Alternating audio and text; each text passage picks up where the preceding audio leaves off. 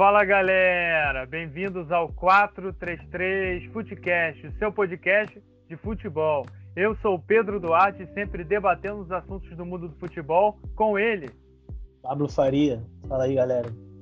É isso aí pessoal, bom, nesse episódio de hoje nós vamos falar muito do Palmeiras, tetracampeão da Copa do Brasil, além também de analisarmos, mesmo que brevemente, essa renovação do Renato Gaúcho no Grêmio. É isso mesmo galera, Renato Gaúcho vai conseguir um fato inédito no futebol brasileiro, vai ser o primeiro treinador a ficar à frente, 6 anos à frente de um clube brasileiro. E, além disso, vamos falar muito do Palmeiras campeão, que vem de uma temporada sensacional, com Copa do Brasil, Campeonato Paulista, não conta muito, mas é título. Campeonato Paulista e Libertadores, e também vamos falar dessa renovação do Renato Gaúcho no Grêmio. Mas essa renovação do Renato Gaúcho vamos deixar mais para o final, mas de certa forma tem a ver com o contexto de todo esse episódio, inclusive da final da Copa do Brasil. Bom, Pablo, começando aqui com o Palmeiras, vamos falar aqui do Palmeiras campeão. O céu é o limite para o Palmeiras, Pablo? Cara, o Palmeiras tem um elenco bom. Se ele se reforçar bem e conseguir botar em prática as ideias do Abel Ferreira, pode ser sim. Quem sabe? Eu só espero que, sei lá, jogue mais futebol do que tá jogando, Porque um time com o elenco que o Palmeiras tem, ficar jogando em contra-ataque é complicado, Por uma bola, apesar de ter um elenco qualificado e um time bom, mas ficar jogando por uma bola é complicado.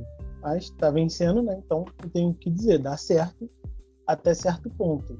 Depois, quando começar a dar errado, aí que é o agora que são elas, Mas tá dando certo, foi campeão merecido da Libertadores, da Copa do Brasil, e tem um time muito bom, cara. E pelo que o Palmeiras quer fazer esse ano, provavelmente aí vai se reforçar bem também, tá vendo alguns reforços aí lá de fora. A base tá bastante também, Então, é um time aí que, junto ali com o Flamengo e talvez com o Galo ali, vão ser os times aí que vão brigar ali pelos títulos, e são times bem fortes, cara? Agora vai depender aí do elenco se acertar, das ideias darem certo, de tudo ornar para continuar a boa fase, E a evolução do futebol, cara? Porque, assim, o Palmeiras está ganhando tudo, mas tem que fazer ressalva que o futebol apresentado pelo Palmeiras não é bom, pelo menos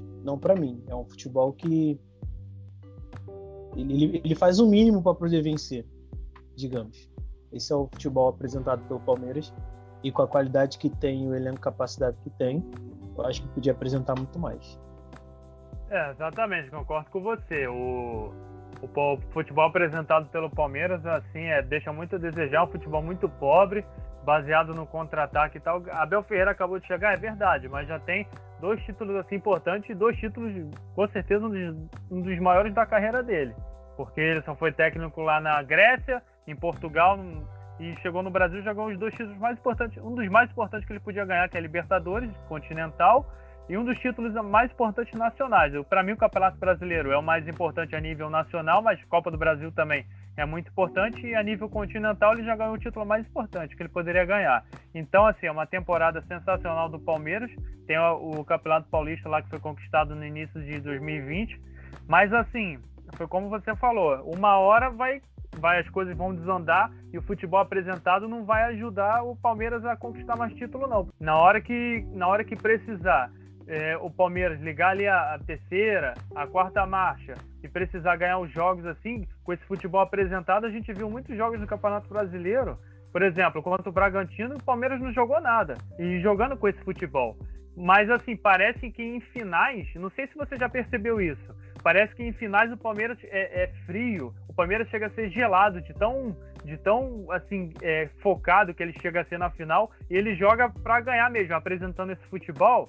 É verdade, ele apresenta esse futebol, mas ele tá ganhando os títulos, Pablo? E como você falou, o elenco do Palmeiras é muito bom, ele se equipara com o do Flamengo e até mesmo do Atlético Mineiro, mas em quesito de futebol jogado, e a gente pode até traçar paralelo aqui, em relação ao Flamengo de 2019. O Flamengo de 2019 também ganhou quase tudo isso aí de título, ganhou o Carioca, mas isso aí é só traçando paralelo, porque o Palmeiras ganhou o Campeonato Paulista, mas o Flamengo ganhou a Libertadores e ganhou o Brasileiro. Nesse caso, o Palmeiras ganhou a Libertadores e ganhou a Copa do Brasil.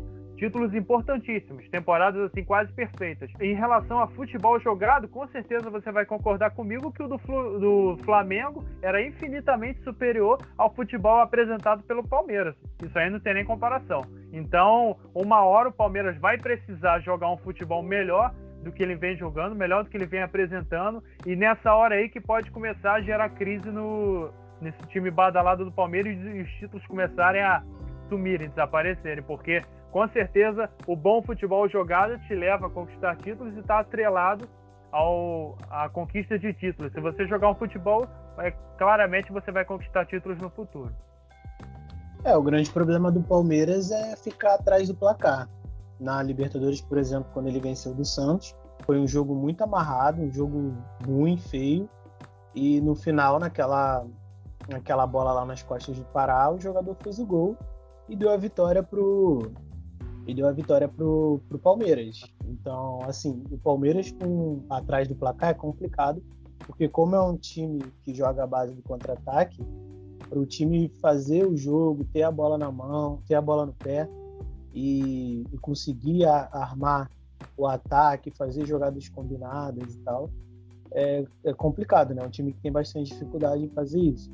Já na Copa do Brasil, o Palmeiras tem seus méritos, lógico, principalmente no segundo jogo, mas no primeiro jogo eles fizeram aquele gol lá com Gustavo Gomes, uma bola parada, e depois pararam completamente de jogar, teve jogador expulso.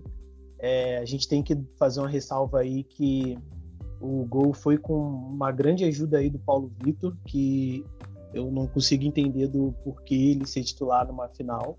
Não dá para entender. Ele falhou nos 3 gols do que o Grêmio tomou do Palmeiras.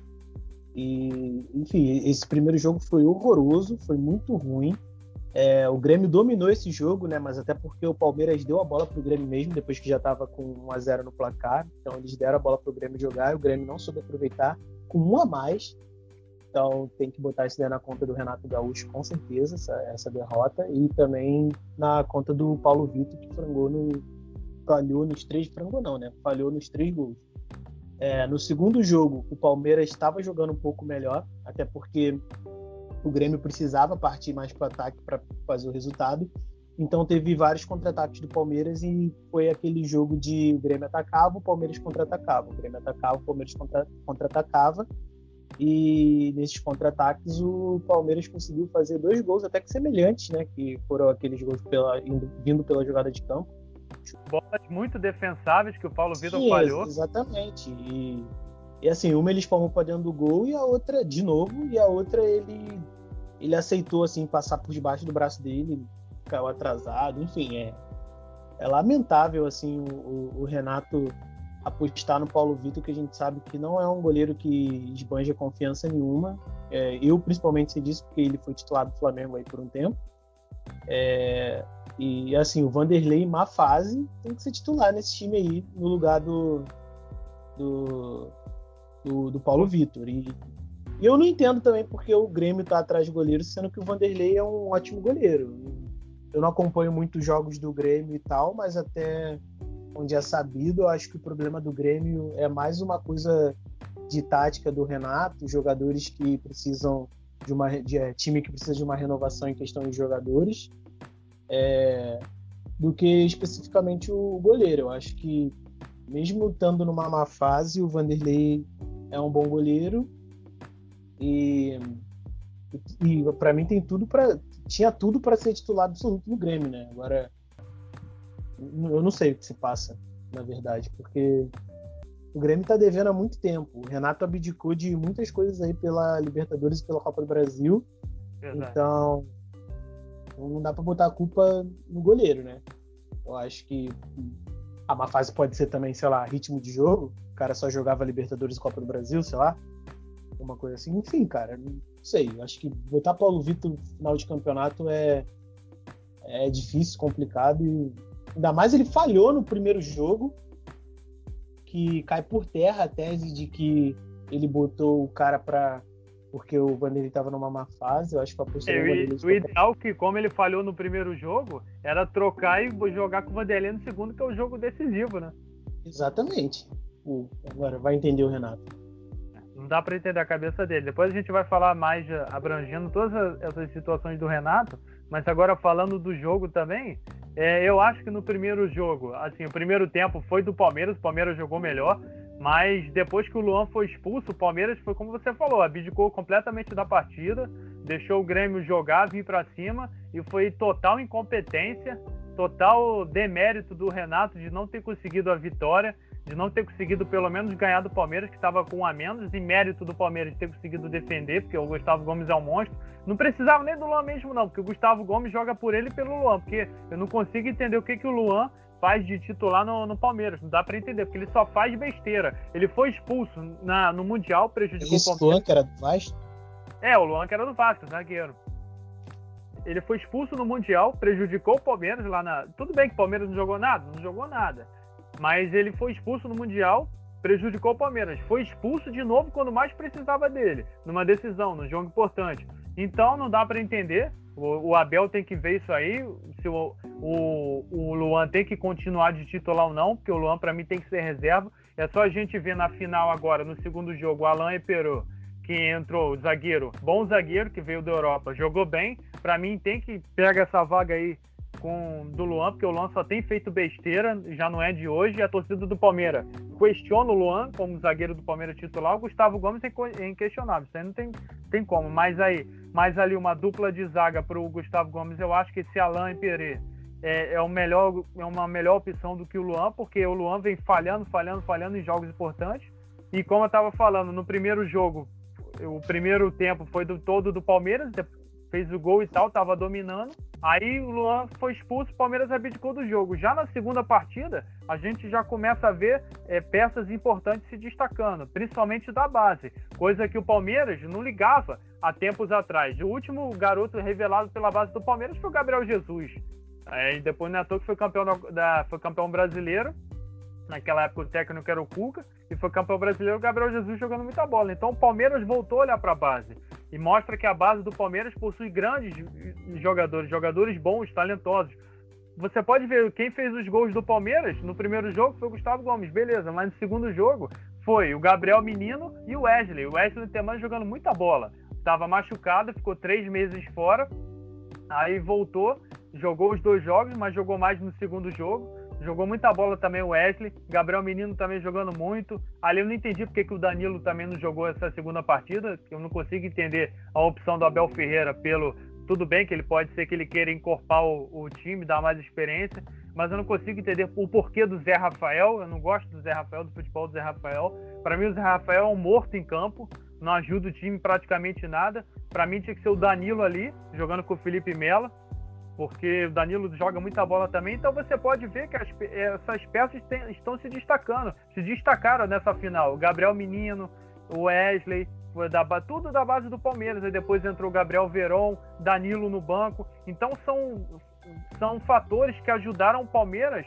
a conquistar esse título também durante esse título da Copa do Brasil e títulos da Libertadores, assim também como o Campeonato Paulista. Campeonato Paulista, o Patrick de Paula também jogou muita bola, lá na época no início de 2020, que o técnico era o Vanderlei, que o Vanderlei disse que até apostava nele, no Gabriel Menino.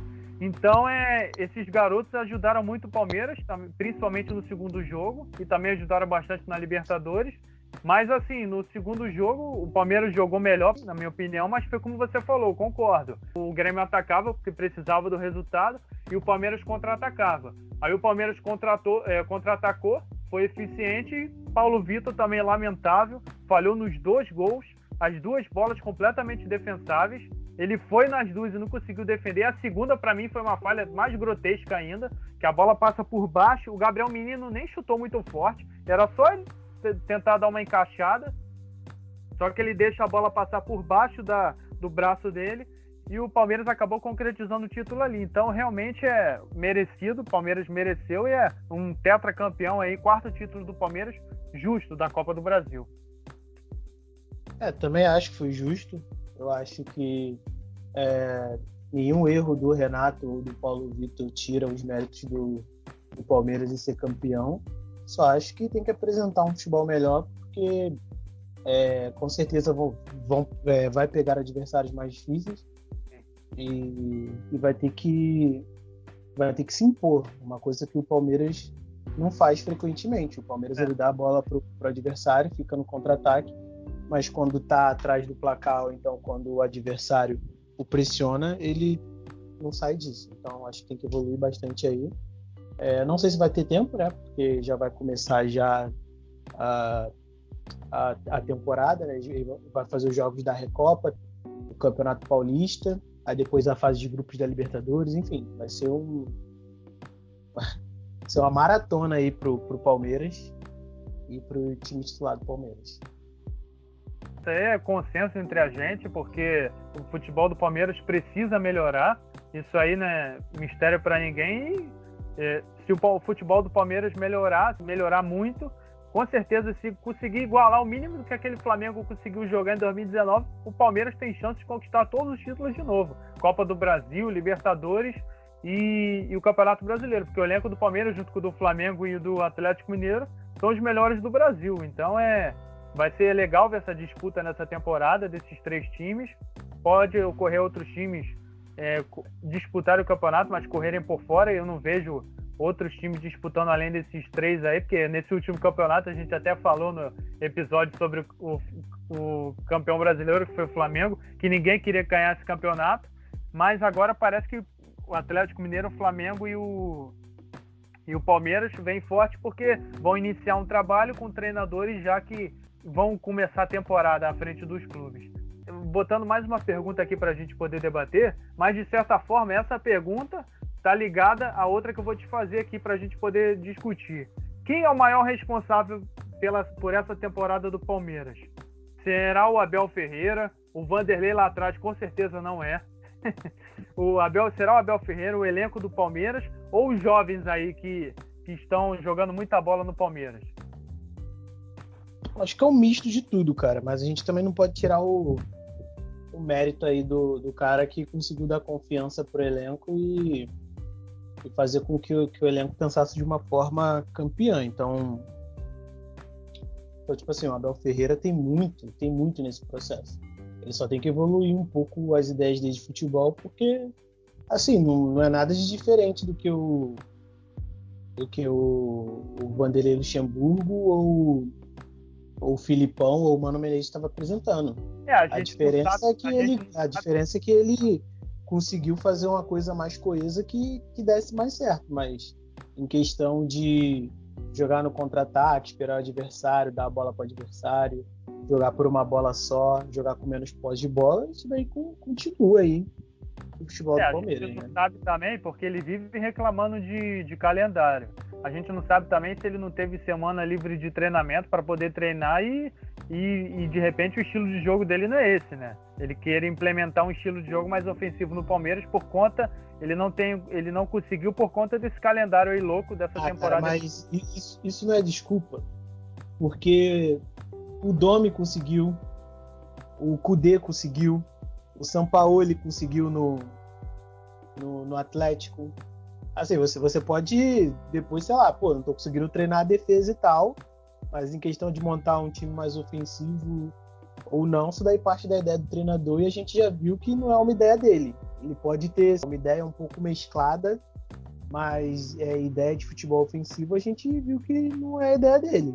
Ele não é um Jorge Jesus, ele não é um Sampaoli, e o estilo de jogo dele tá mais pra uma coisa mais Mourinho, se eu fosse falar assim. Verdade. Então, a gente viu que não é o estilo dele. Então, assim, é o estilo do Palmeiras. Eu só espero uma evolução e que o time jogue mais. Porque a gente tá vendo o Mourinho no Tottenham. Deu certo naquele começo de temporada, porque aquele começo de temporada lá era aquele começo de temporada onde todos os times estavam ferrados e o estilo de jogo do Tottenham sobressaiu, porque era um estilo de jogo que o time ficava menos com a bola, ficava no contra-ataque, o time não se esforçava tanto contra os outros times e tal. Era um time que jogava por uma bola só. Tem jogadores finalizadores muito bons, que era o Harry Kane, o Son e o... Não vou contar o Bergwijn, né? Mas enfim, era o Son e o... Agora o Bale também, que tá jogando pra caramba. O Mourinho agora botou Bale, Lucas, Son e Kane, que é um contra-ataque mortal. Então, assim, tem que ver qual o estilo que o Abel Ferreira vai implementar. Se ele conseguir fazer uma coisa parecida com o do Mourinho tá fazendo agora, com o Bale, com o Kane, com o Lucas e com o Son no Palmeiras, pode ser que dê certo, mas aí tem que ter muita qualidade nesses 4 jogadores da frente aí. São 4 jogadores que sabem finalizar, sabem passar a bola e são muito rápidos, né? Tirando o Harry Kane ali, que ele não é um atacante rápido, mas é um atacante móvel e tem bastante elasticidade. Eu acho que agora ele já conquistou títulos importantes. Eu acho que o principal trabalho agora dele, o que ele tem que mostrar, porque ele, para mim, tudo bem, não vão cobrar ele títulos, porque ele já conquistou títulos importantes. Mas é claro, vão sempre cobrar um técnico do Palmeiras por conta do tamanho do Palmeiras, e o Palmeiras sempre quer estar disputando e conquistando tudo.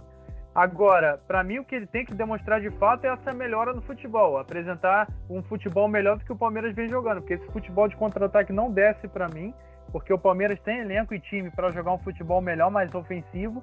Então, para mim, ele precisa mostrar essa evolução no futebol do Palmeiras e que, como eu falei antes, se o Palmeiras conseguir aliar um futebol bem jogado, um futebol bonito, futebol vistoso, ofensivo, o Palmeiras vai ganhar tudo de novo, porque tem elenco e tem time para fazer isso. E já aproveitando que a gente está nesse assunto do Abel Ferreira, Pablo, já coloco mais uma pergunta aqui para a gente poder discutir. Por isso que eu falei que essa pergunta agora que eu vou falar estava atrelada a outra, de quem é o maior responsável por essa temporada. O Abel Ferreira já entrou para a história do Palmeiras? Eu acho que sim. É um técnico importante na história do Palmeiras. Não vou dizer que é o melhor técnico que o Palmeiras já teve, mas é um técnico bastante importante. Vai depender de quantos troféus ele empilhar aí nessa jornada que ele tem. Eu acho que, assim, ele ganhou, se eu não me engano, a mesma quantidade de troféus do Jorge Jesus, quando o Jorge Jesus venceu a Libertadores e o Brasileiro, que foram 2, né? Ele venceu a Libertadores e a Copa do Brasil. Só que o Jorge Jesus entrou para a história do Flamengo pelo futebol apresentado em 2019, mais pelo futebol apresentado em 2019, acima de tudo, do que qualquer outra coisa. Porque, por exemplo, o time do Flamengo já era muito bom. Então, assim, o técnico com uma ideia boa provavelmente ganharia esses títulos pelo Flamengo. A questão é como que o Flamengo ganhou esses títulos. Então, é por isso que o Jorge Jesus está na história do Flamengo. Em questão do Palmeiras, apesar de ter ganhado os 2 títulos, eu acho que falta futebol aí para ele poder estar um nível um pouco mais acima aí que de Vanderlei Luxemburgo, Filipão, e entre outros. Até porque Vanderlei Luxemburgo, mesmo o Vanderlei sendo o fiasco que foi no início da temporada, conquistou o Paulista, é verdade, mas foi um fiasco sem futebol nenhum. Palmeiras não apresentava nada, mas assim, Vanderlei Luxemburgo deu título brasileiro pro Palmeiras também. Filipão estão assim na galeria dos maiores técnicos da história do Palmeiras. Agora o Abel Ferreira também entrou para a galeria. Assim, em termos de futebol bem jogado, até mesmo aquele Palmeiras da Parmalat jogava muita bola. Ficou o Palmeiras do Filipão, o Palmeiras do Vanderlei Luxemburgo, jogavam muita bola. Aquele Palmeiras de 99 do Filipão com Alex e tal, jogava muita bola, entendeu? Fez o Manchester United lá no Mundial passar sufoco, entendeu? Era até para ter ganho aquele jogo. Então, esses técnicos ficam para a história por conta mais do futebol jogado do que os títulos. O título está atrelado ao futebol jogado, é claro, mas eles ficam mais marcados pelo futebol jogado do que por títulos. Às vezes, times que jogam muito futebol ofensivo, assim, vistoso, de encher os olhos, ficam mais marcados do que um time que conquista um título. Então, se o Abel Ferreira conseguir fazer isso no Palmeiras, aí ele entra definitivamente para a história como um dos maiores e o maior técnico, quiçá, da história do Palmeiras, até mesmo do que Filipão e Vanderlei, porque ele vai continuar no Palmeiras e ele tem tudo para ganhar de novo esses títulos.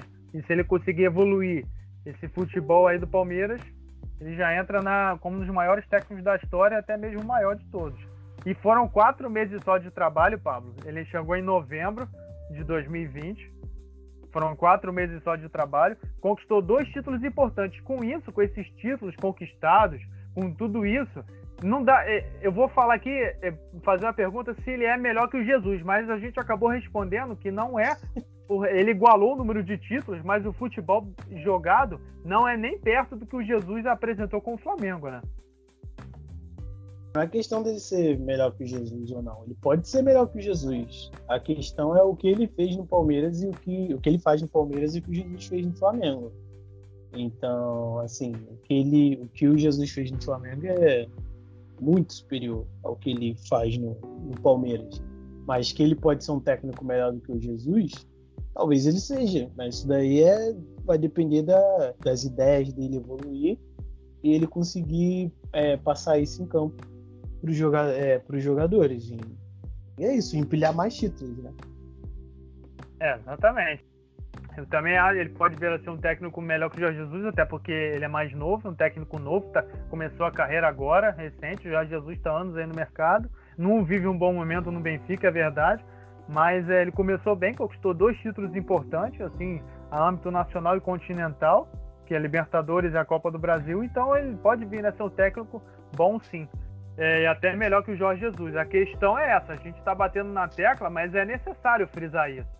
Não, e fora também que, assim, a gente está comparando as carreiras dele no Brasil. O Jorge Jesus tem uma carreira internacional também, não é só Brasil, entendeu? Então, assim, o Abel Ferreira, eu não sei, né? Mas que ele não tem nenhum título fora do Brasil, ou tem? Não, até mesmo em Portugal, que ele foi técnico do Braga, a carreira do Jorge Jesus é muito melhor, muito superior. O Jorge Jesus tem título no Benfica, tem título no Braga também, no Sporting. Então, sim, até em Portugal mesmo, a carreira do Jorge Jesus é melhor. Sim, exatamente. Então, assim, para ele superar o Jesus, ele tem que ganhar mais títulos no Brasil, mostrar um futebol mais vistoso e ganhar mais títulos internacionais, eu acho. Exatamente. Assim, mas é aquilo. Ele é jovem, ele é mais jovem que o Jesus e fez um caminho parecido com o que o Jesus fez ano passado no Flamengo, em questão de conquistar títulos em pouco tempo de trabalho. Agora, se ele vai dar continuidade a isso, só o tempo dirá, né? Porque nem o Jesus a gente pode falar o que seria da continuidade do trabalho de Jesus se ele continuasse no Flamengo de 2020, né? Exatamente. Com certeza ia ser difícil ele repetir o que ele fez em 2019. E ele ia ser cobrado por isso. Exatamente. Bom, vou abrir aqui vou botar a última pergunta aqui para a gente poder discutir, para poder encerrar o assunto Palmeiras, campeão brasileiro, campeão da Copa do Brasil, com justiça, jogou bem. No segundo jogo jogou melhor que o primeiro, é verdade, mas foi um campeão justo. E é claro que eu tô falando, o Flamengo tá atrelado, vou falar lá de novo do Flamengo, porque tá atrelado essa relação com o Palmeiras, por quê? Porque é a questão de gestão feita pelos 2 clubes. A gestão feita no Palmeiras, será que não é receita de sucesso, assim como foi feita essa gestão no Flamengo também? Não é receita de sucesso para a conquista de títulos? Porque o Palmeiras se organizou, assim como o Flamengo se organizou, teve uma diretoria lá. No Flamengo teve a diretoria do Eduardo Bandeira de Mello, que organizou as contas, as finanças e colocou o Flamengo nos eixos. Ficou anos sem título, mas lá na frente está colhendo os frutos agora. E o Palmeiras a mesma coisa, entrou o Paulo Nobre botando dinheiro do próprio bolso para sanar as dívidas, organizou o clube, conseguiu um patrocínio forte que é a Crefisa, e agora o Palmeiras está colhendo os frutos depois de ter se organizado e se estruturado. Será que a gestão feita nesses 2 clubes não é receita de sucesso para os demais clubes brasileiros, vide aí Vasco, Botafogo, Cruzeiro, que caíram para a 2ª divisão, seguirem um exemplo desses 2 clubes? Precisa ir muito longe, não. Tem o Bragantino também, que apesar de não ser um clube que foi reestruturado, né, mas foi um clube que está pensando em um clube num projeto estruturado. A gente tem também o Fortaleza, que estava fazendo isso com o Rogério Ceni. Tinha o Bahia, que também estava fazendo isso. A gente tem também o Internacional, que caiu quando voltou para a 1ª divisão, veio com as dívidas sanadas. O Grêmio também, que já está fazendo isso há um tempo. E, enfim, a tendência é que o futebol brasileiro se profissionalize. Enquanto tiver dirigente querendo comandar time como se fosse uma máfia, vai pesar em algum lugar, vai pesar no campo, vai pesar nos jogadores, vai pesar nos técnicos, e o resultado é isso daí: rebaixamento, vergonha, jogadores que não deveriam estar jogando nesses clubes, jogadores com nível muito inferior ao que esses clubes poderiam estar apresentando. E é isso. O futebol brasileiro aí anda a passos pequenos pro profissionalismo, digamos assim, né? Tá indo a passos pequenos, mas é a evolução natural do futebol, e se esses times não se adequarem, eles aí sofrem eles têm uma grande chance aí de, sei lá, decretar falência, porque isso não se faz mais no futebol, isso daí não vinga mais no futebol, porque como você tem que negociar com clubes lá de fora, até com clubes aqui dentro, você fica mal visto, então você não vai conseguir fazer negócios, vai cada vez ficar mais difícil para jogadores irem para o seu clube, condições de trabalho horrorosas. Então, assim, ou o time caminha para o profissionalismo, ou o time caminha para falir, declarar falência. Eu acredito que é sim a receita de sucesso, uma gestão bem feita. É a receita de sucesso para um time conquistar muitos títulos, porque a partir do momento que o time está organizado, bem estruturado, consegue investir em bons jogadores, trazer bons jogadores para o time, para o clube em si, e o jogador vai querer ir para esse clube por conta que é atrativo, é chamativo, ir para um clube que paga em dia, paga o salário em dia, não tem salário atrasado, pode conquistar títulos, o jogador almeja isso. Então sim, acredito que a receita de sucesso sim, vídeo que aconteceu com o Palmeiras e Flamengo, e eu citei Cruzeiro, Botafogo e Vasco, porque esses clubes, foi como você falou, Pablo, esses clubes aí parece que vivem ainda com essa forma de direção de máfia, parece que são máfias lá dentro. Caíram os três, porque Cruzeiro teve esquema de corrupção lá dentro, o Vasco é uma zona danada, todo mundo quer mandar, uma disputa de poder em vários setores do clube. O Botafogo também, a maior dívida do Brasil. Então, eu acredito que as gestões devem ser feitas de forma assim, a estruturar um clube, sanar as dívidas, organizar o clube, fazer com que coloque o clube nos eixos, nos trilhos, para que esse clube possa render títulos no futuro. Com certeza, gestão bem feita e conquista de títulos, você não tem a certeza que isso vai gerar conquista de títulos no futuro, mas com certeza pode te auxiliar a conquistar esse objetivo, porque o Bragantino não ganhou nada, porque é um clube estruturado e tal, mas o Bragantino não tem investimento, e a torcida, a camisa que o Flamengo e Palmeiras têm. Isso também conta muito, a torcida e tal. Mas não está distante a primeira temporada que o Bragantino está assim, o Bragantino estava lá embaixo e conseguiu uma classificação no Campeonato Brasileiro, estava lá embaixo e conseguiu uma classificação para a Copa Sul-Americana. Vai disputar o primeiro torneio internacional da história do clube. Tudo isso após a profissionalização. Teve o melhor jogador, fato importante para mencionar, teve o melhor jogador do Campeonato Brasileiro. É uma prova mais clara que isso, de uma gestão bem feita. Teve o melhor jogador do Campeonato Brasileiro, praticou um futebol em muitas partidas, melhores até do que praticava o adversário. Contra o Flamengo, o Bragantino jogou muita bola. Contra o Palmeiras, então, nem se fala, já que a gente está abordando Palmeiras e Flamengo. O Bragantino, no jogo do Allianz Parque, lá em São Paulo, no Campeonato Brasileiro, eu vi esse jogo. O Bragantino foram mais de 19, 20 chutes agora, enquanto o Palmeiras deu 2 chutes apenas. Para mim, a receita de sucesso, sim. Com certeza, uma gestão bem feita pode render títulos, vários frutos. Só tende a melhorar a situação do clube, de maneira geral. Eu concordo contigo. Tudo isso aí que você falou. E não quer dizer que teu time vai ganhar títulos, mas quer dizer que teu time com certeza vai ganhar títulos no futuro. Isso eu tenho certeza absoluta. Eu não sei quando o Bragantino vai ganhar o título, mas vai ganhar. Pode ter certeza que um time em plenas condições, estruturado, em dia, com a estrutura boa para o jogador treinar, com um técnico com boas ideias, isso é a receita do sucesso, cara. Eu acho que o que você tem que fazer é querer vencer. Para você querer vencer, você tem que dar todas as armas possíveis que o time possa aproveitar para poder vencer. E uma delas é estrutura.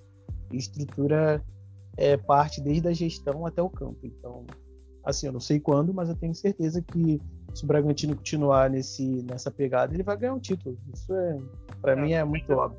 Eu também tenho certeza. Para mim também é muito óbvio. Continuar nessa toada aí, o Bragantino vai ser campeão de algum título breve. Até porque essa gestão de máfia e tal, esses dirigentes que fazem essa gestão da época dos anos 80 e tal, com certeza está ultrapassada, e o futebol brasileiro tem que caminhar para a profissionalização dos clubes e até mesmo alguns clubes se tornarem empresas para evitar a falência, que é o caso do Botafogo aí. Enfim, com certeza isso aí é sinônimo de sucesso, principalmente no futuro. A gestão bem feita, aliada à conquista de títulos, é uma receita de sucesso, sim. Bom, Pablo, encerramos aqui o assunto do Palmeiras, falamos bastante aqui do Palmeiras, tetracampeão da Copa do Brasil, e agora nós vamos entrar no... Cara, é triste. Não, o Palmeiras foi tetracampeão. Tetra? Foi tetracampeão, quarto título do Palmeiras. Pra mim tinha sido tri, mano. Não, foi tetra. Ele ganhou o terceiro lá, né, eu acho que contra o Santos. Até em casa mesmo, na época do Fernando Praz até. Lembrava. Não, eu lembro do título do Gabriel Jesus. E esse agora. Mas pra mim tinha sido tri, não tetra. Não, o do Gabriel Jesus foi o terceiro, que foi campeão da Copa do Brasil. Até o Dudu tava na época. E esse agora foi o quarto. Aí foi só o Dudu sair que o Palmeiras ganhou a Libertadores. Verdade. Bom, agora encerramos o assunto Palmeiras e vamos entrar no assunto Grêmio, o outro lado da moeda. Um clube perdedor e que tem um monte de coisa aí para resolver. O Grêmio, não sei se o Grêmio está em frangalhos, mas o Grêmio para mim tá numa situação aí complicada, inclusive do seu treinador. Agora falando do Renato, vamos entrar de cabeça agora no assunto Grêmio. O Renato renovou, Pablo, é um fato inédito. O Renato está há 6 anos à frente do Grêmio, a partir de agora com esse contrato renovado por mais um ano. Tá fazendo história? Tá fazendo história, é verdade. Nunca tinha acontecido isso, um técnico brasileiro à frente de um clube durante 6 anos. Mas o Renato, e principalmente o Grêmio, já teve seus bons e maus momentos e não tá vivendo o seu melhor momento no Grêmio, o Renato. O que o Renato precisa fazer para mudar toda essa situação?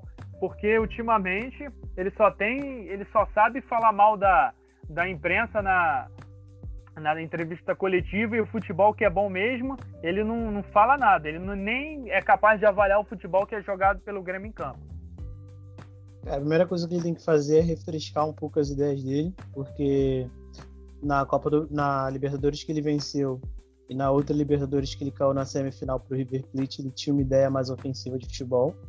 É lógico que o time era melhor, porque tinha o Luan, que estava jogando muito bem, tinha o Everton Cebolinha, enfim, tinha o Arthur, tinha jogadores muito bons. Amigo, ele tem que reformular o elenco, ele reformulou o elenco errado, pegou jogadores questionáveis, muito questionáveis. Apostar em Thiago Neves, irmão. Thiago Neves. Qual que apostou em Thiago Neves? Enfim, cara, Jael. Nossa. Jael. Ficar insistindo com o Cortez na lateral esquerda. O time não tinha um lateral direito, porque o Léo Moura já estava morto, já estava em final de carreira, já estava aposentado, só estava jogando, né?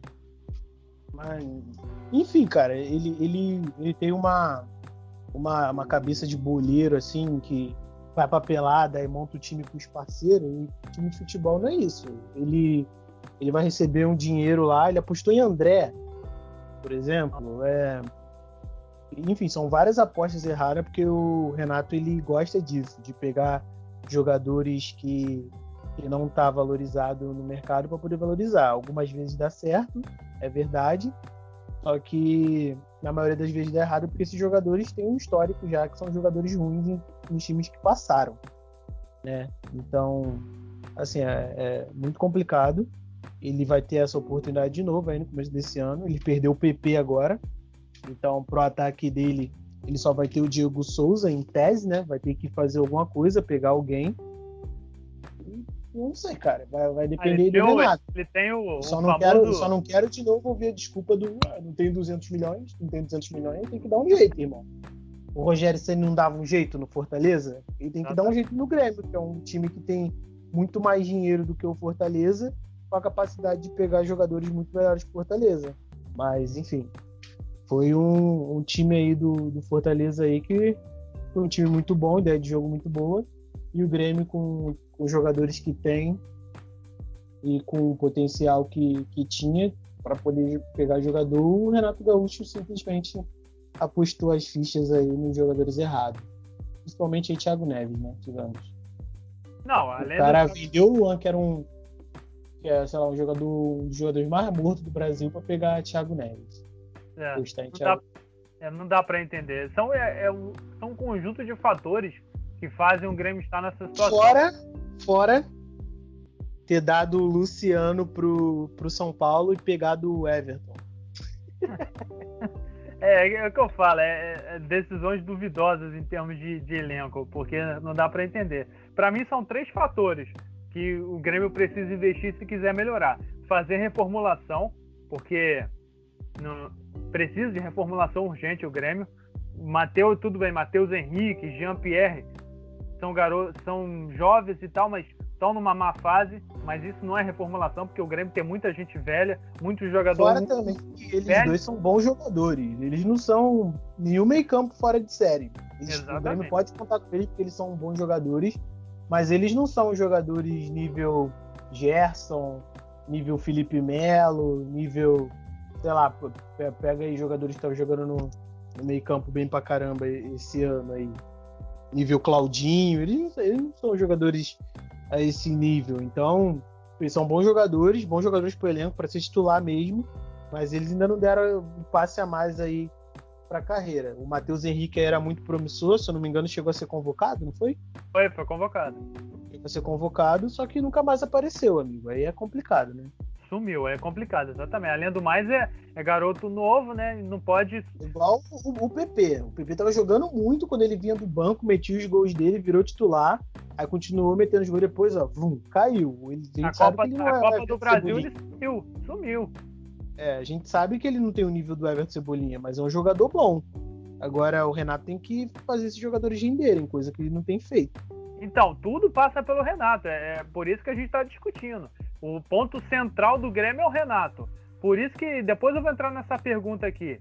Eu vou botar mais uma pergunta aqui para a gente poder debater. Mas, como eu estava falando, eu acho que o Grêmio precisa de 3 fatores, investir 3 fatores para melhorar. A reformulação, porque só esses jovens aí não dá, tem que olhar mais para a base. Parar de investir em jogadores duvidosos, que é o que você falou, Thiago Neves, aí André, aí depois pegou o Cortez, aí investiu depois no Léo Moura, aí você vê, o Grêmio tem Churin no banco, o cara é horroroso, meu Deus do céu, o cara é butinudo demais. Aí o Renato me coloca na final da Copa do Brasil, precisando ganhar, ele entra com Tassiano e Paulo Vitor no gol, aí realmente a torcida fica com raiva, com razão, com raiva do Renato, porque o Renato tem que parar, como eu falei, o Renato tem que parar de investir nesses jogadores e contar com os jogadores que realmente vão dar retorno técnico ao Grêmio, porque ele tem essa mania, foi como você falou, Pablo, ele tem essa mania de querer cabeça de boleiro. Vou contratar esse jogador aqui porque esse jogador na minha mão vai dar certo. E não é assim que funciona, a gente está vendo que não é assim que funciona.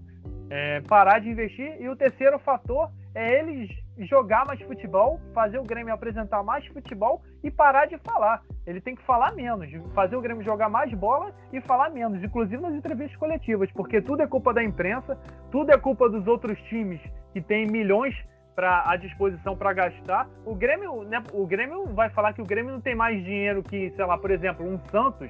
O Grêmio tem mais dinheiro que o Santos, e o Santos chegou com aquele elenco modesto na final da Libertadores. Então, para mim... Fora que o Marinho jogava no Grêmio. Exatamente, bem lembrado, fora que o Marinho jogava no Grêmio. Então, para mim, isso tudo é desculpa esfarrapada do Renato. O Renato não quer sentar e pensar no que ele deve fazer, não quer reconhecer que o futebol do Grêmio já foi embora faz tempo, já ficou lá em 2017, 2016, que foi considerado o melhor time do Brasil, inclusive, que jogava o melhor futebol do Brasil, que é o que ele gosta de falar até hoje em dia. Então o Renato precisa cair na real e chegar à conclusão que ele precisa melhorar. E eu acho, até entrando na pergunta que eu ia fazer, eu acho que Grêmio e Renato Gaúcho, eles estão se enganando. Eu acho que é uma perda de tempo essa renovação de contrato do Renato. Eu até entendo, olhando por outro fator, o fator esportivo, assim, eu até entendo a questão de continuidade, porque o Grêmio agora vai disputar a Libertadores logo na sequência. Logo na sequência da Copa do Brasil vai disputar a Libertadores, não vai ter tempo de contratar outro treinador, o treinador preparar o time para esse confronto da Libertadores. Mas eu acho que as duas partes estão se enganando e eu acho que é mais perda de tempo. O Renato teve a oportunidade, recebeu uma proposta do Atlético Mineiro e ele não quis ir. Então se o Renato não melhorar também o futebol do Grêmio, ele nem termina a temporada no Clube Gaúcho. Eu acho que termina sim. Eu acho que por mais que ele esteja abaixo do Renato que ele já foi, ele não vai comprometer o time, ele só vai fazer com que o time não ganhe nada, mas não vai comprometer o time. Em questão da Libertadores, o Grêmio está na pré-Libertadores, né? Foi para a pré-Libertadores. Então, a pré-Libertadores nos últimos anos aí tem sido uma coisa que tirou vários times grandes aí do Brasil da Libertadores, apesar de ser, digamos que, confrontos fáceis, né, entre aspas, assim. Eu acredito que o Grêmio se classifique. A parada é o desgaste a mais que o Grêmio vai ter, porque não vai ter férias, vai ter que botar os titulares para jogar. Exatamente. Esse que é o maior problema. Então, por isso que eu acredito que o Grêmio estava desesperado querendo essa renovação, por conta desse confronto importante da Libertadores. Porque se viesse outro técnico, o Grêmio não ia ter tempo, o cara iniciar um novo trabalho e podendo correr risco até de ser eliminado e acabaria com a planejamento de início de temporada do time. Então até foi compreensível, mas na minha concepção, o Renato Gaúcho e o Grêmio estão perdendo tempo, estão se enganando, porque fato é inédito, é inegável que isso é uma coisa que nós sempre falamos, eu e você aqui, Pablo, que é a questão da continuidade do treinador para ele apresentar o trabalho. Mas eu acho que nesses 6 anos, eu acho que em 5 anos de trabalho, o Renato foi muito vitorioso, conquistou muitos títulos, Copa do Brasil, Recopa, Libertadores, os principais títulos, jogando bom futebol em 2016, 2017, revelou bons jogadores, foi o caso do Luan, que hoje em dia foi eleito o melhor jogador da América do Sul em 2017, mas que hoje em dia a gente viu no que deu, o Luan não quer mais jogar bola. Vai ver, ele nem consegue, mano. Vai ver, ele nem consegue mais. Então foi uma trajetória vitoriosa nesses 5 anos do Renato no Grêmio. Acho que renovar por mais um ano é uma perda de tempo para as duas partes. O Grêmio poderia iniciar um novo trabalho com um novo treinador, com uma outra metodologia. E o Renato podia passar um ano sabático e tal, ou então ir para um outro clube. Ele estava esperando o Flamengo e tal, mas o Rogério Ceni acabou sendo campeão, então ele não foi pro Flamengo, mas cara, acho que mesmo se o Flamengo não fosse campeão, o Rogério Ceni ia continuar, cara. É absurdo mandar o cara embora, tá ligado? Exatamente, também acho. Mas ele teve a proposta pro Atlético Mineiro, não quis ir, então eu acho que o Renato tinha que parar, assim, ficar um ano sabático, pensar na questão do futebol que ele vem apresentando com o Grêmio, principalmente nesses últimos 2 anos aí, e mudar de área, que essa relação já ficou já digo que ficou desgastada com o Grêmio. Ele é ídolo lá, o cara tem uma estátua lá, ninguém vai apagar a história dele com o Grêmio. Ele é ídolo tanto como treinador como jogador, ele deu vários títulos importantes nas duas funções, mas eu acho que essa relação já deu o que tinha que dar. Bom, galera, é isso. Nós nos entendemos aqui um pouquinho, mas nós tínhamos que falar, porque é uma coisa importante que aconteceu no futebol brasileiro, mais um campeão aí da Copa do Brasil, que foi o Palmeiras, tetracampeão, e o Grêmio, assim, é só ladeira abaixo, e o Renato Gaúcho tem que melhorar o futebol que o Grêmio vem apresentando, senão o Grêmio vai ficar mais um ano sem título nenhum, e só sendo vice e chegando nas finais sem ganhar nada. Agora eu abro esse espaço aqui para a divulgação das nossas redes sociais, lembrando que vai estar na descrição do episódio as nossas redes sociais, como sempre. Aí, galera, fazendo um lembrete também, lembrando vocês de, por favor, se inscrevam lá no nosso canal do YouTube, com vídeos semanais, assim como o nosso podcast. Por favor, Pablo, fala suas redes sociais para os nossos ouvintes. A minha é @Pablo Faria, com 2 Is em tudo. É isso aí, galera. Vocês podem me achar lá no Facebook, também no Instagram. Meu Facebook é Pedro Duarte e no Instagram é @PEDuarte92. Me sigam lá. Galera, é isso. Um abraço e até o próximo episódio. Valeu. Tchau, tchau.